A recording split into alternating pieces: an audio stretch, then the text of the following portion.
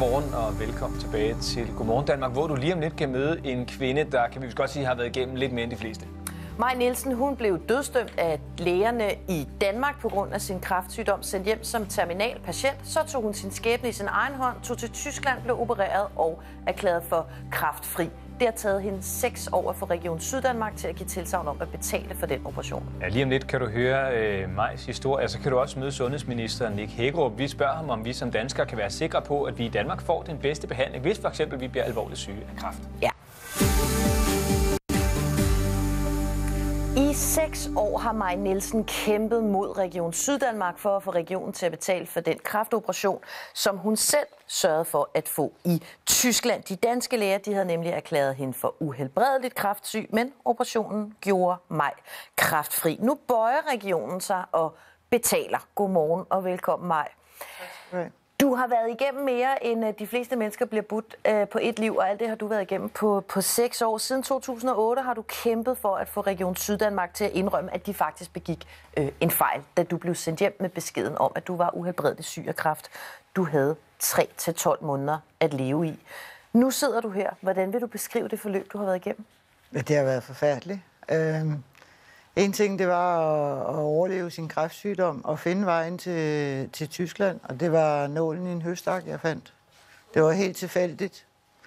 Og man så bagefter kæmpe mod regionen, og alle de forkerte udtalelser fra lægerne.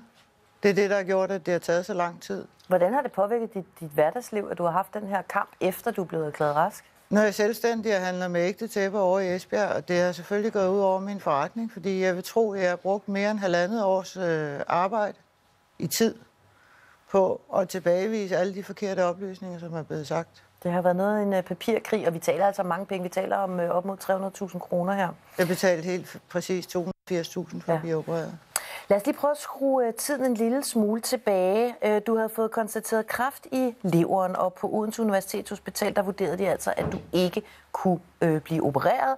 Du blev sendt hjem som det, der hedder terminalpatient, altså uhelbredelig eller døende.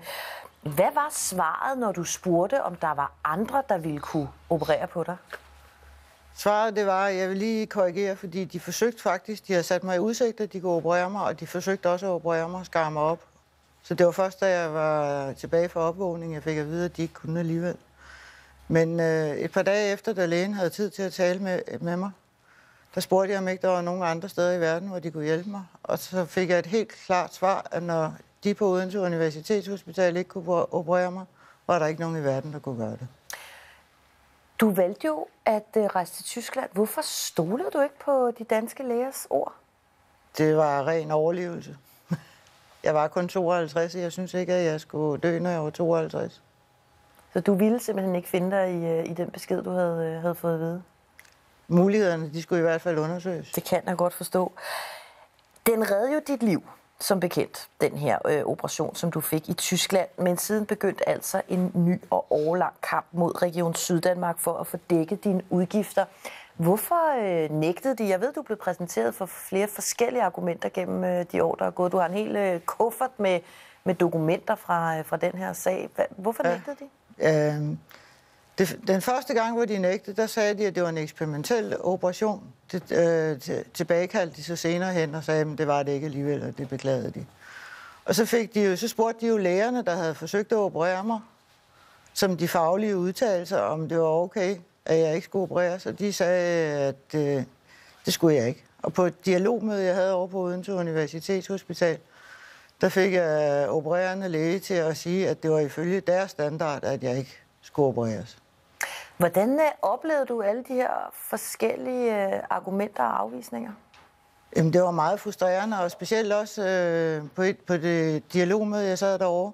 Der sad en professor og henviste til min operationsrapport nede fra Tyskland, at jeg ikke var radikalt opereret, hvilket vil sige, at kræften ikke var fjernet. Og jeg helt sikkert ville få tilbagefald snart. Og senere hen, der fandt jeg ud af, at han aldrig nogensinde på det tidspunkt set den operationsrapport. Det er ikke lige i orden at sidde og sige til en opereret kræftpatient, at man stadigvæk har kræft.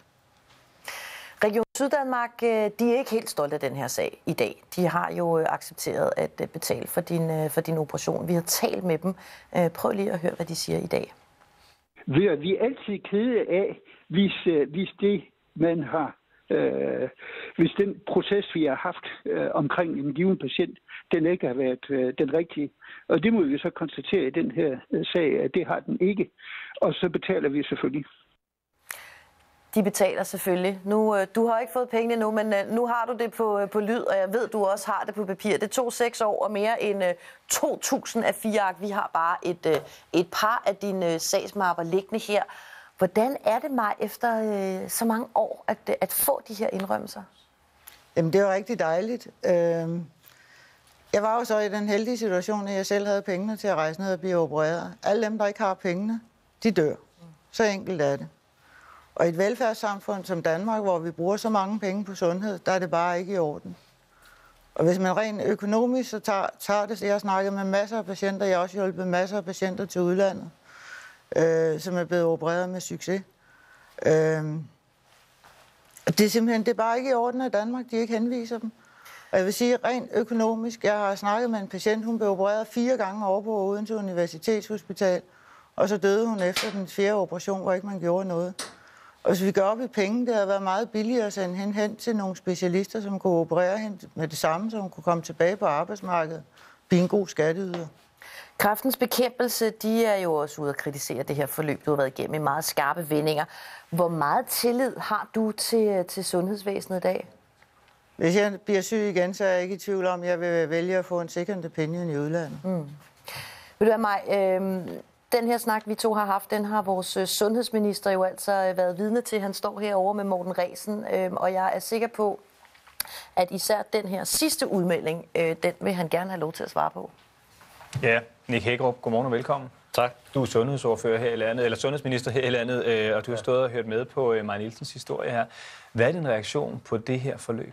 Jamen, det er jo helt vanvittigt. Altså, forløbet er helt vanvittigt, og navnligt, altså både at hun ikke får operationen til at starte med, men også det lange forløb, der har været bagefter, før man erkender, at det var altså rivravsrasende galt. Lad os lige høre, nu nævnte Stephanie jo, at Kræftens Bekæmpelse også har været stærkt kritiske over for det her forløb. Vi har talt med dem. Lad os lige høre, hvad de siger om Maj Nielsens sag.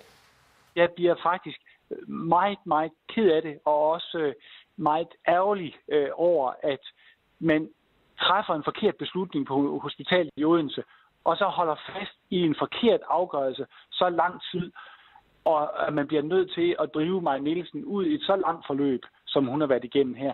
Det er dybt uacceptabelt. Du kan ikke gå ind sådan i den konkrete sag, fordi du som sådan ikke har sagsbehandlet den. Du kender den ikke godt nok, men overordnet set, hvordan kan det lade sig gøre? For det er jo sket før, at danske læger kan opgive en patient. Patienten kan så tage til for eksempel Tyskland og blive helbredt.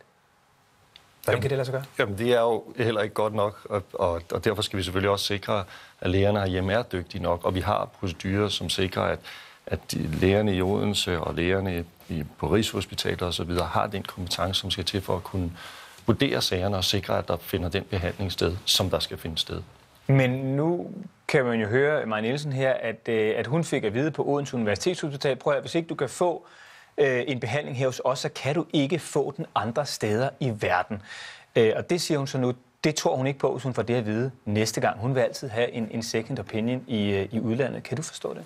Det kan jeg godt forstå, og navnlig med den historie, som hun har haft. Jeg tror, langt de fleste patienter og langt de fleste kræftpatienter jo heldigvis har et andet forløb, hvor der er gode behandlinger, hvor vi kan se, at vi også bliver bedre og bedre til at behandle kræftpatienter. Men det skal jo ikke være nogen undskyldning for ikke at sige, de steder, hvor det går galt, hvor vi ikke gør det godt nok, hvordan kan vi så få det til at fungere bedre, som det her eksempel med mig jo er et oplagt eksempel på. Og der skal også være mulighed for det, som du i virkeligheden spørger til, nemlig kan man så gå et andet sted hen og få en second opinion. Og det er jo noget af det, vi arbejder med at finde ud af, hvordan kan man gøre det, sådan at det ikke er den enkelte læge, der, om jeg så må sige, træffer valget mellem liv og død alene, men at at man som patient også kan komme et andet sted hen og få at vide, kunne det her måske gøres anderledes? Kunne man vælge en anden behandlingsform? Men hvad kan du gøre for, at det for eksempel kan lade sig gøre, at man for eksempel tager til Berlin eller andre steder og får en second opinion, og man ikke efterfølgende skal slås i 6 år med kommuner og regioner for at få de her penge retur igen? Hvad kan du helt konkret gøre?